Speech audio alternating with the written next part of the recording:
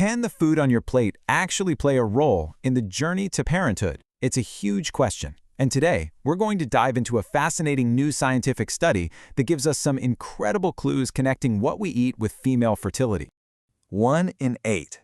Just let that number sink in for a second. It's a statistic that carries a lot of weight because of what it really represents.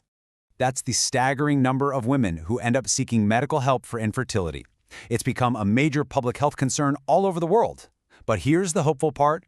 A new study is shedding light on a lifestyle factor we can actually influence: our diet.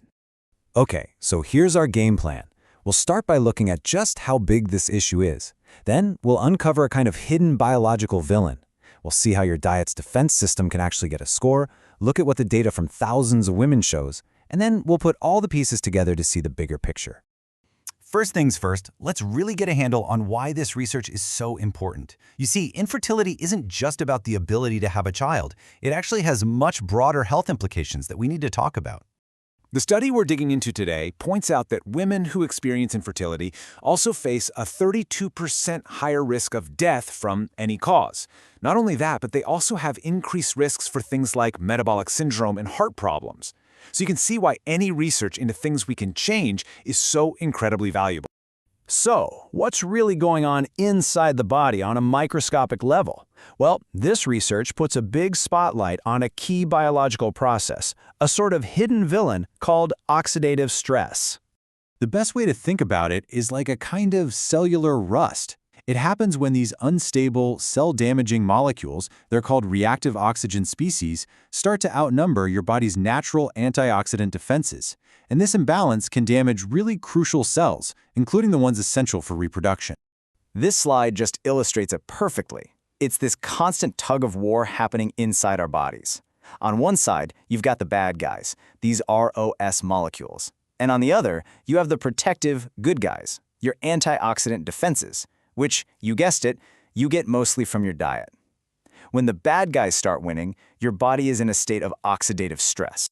So, if this whole thing is a battle, how do we score our own defenses?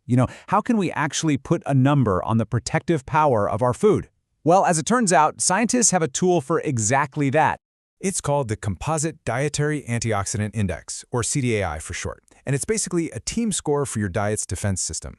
It doesn't just look at one nutrient, it looks at the combined power of several key players working together.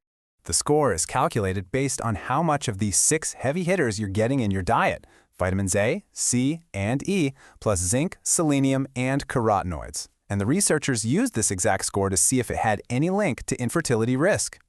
Okay, and this brings us right to the heart of the research. What do the data from over 2,000 women actually show us? This was the million-dollar question. To find out, researchers analyzed data from a huge national health survey that included 2,685 women. And the results? Well, they're pretty striking. Take a look at this graph.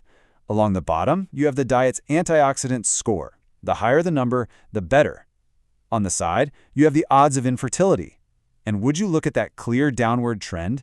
As the antioxidant score goes up, the odds of infertility go down. It's a straight line. So let's put that in plain English. Women who ate the most antioxidant-rich diets, we're talking the top 25%, were way less likely to report having infertility. In fact, their odds were nearly cut in half compared to women with the lowest antioxidant diets. That's huge.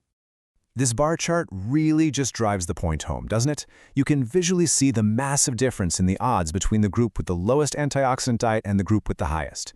It's such a powerful picture of the link they found in the data.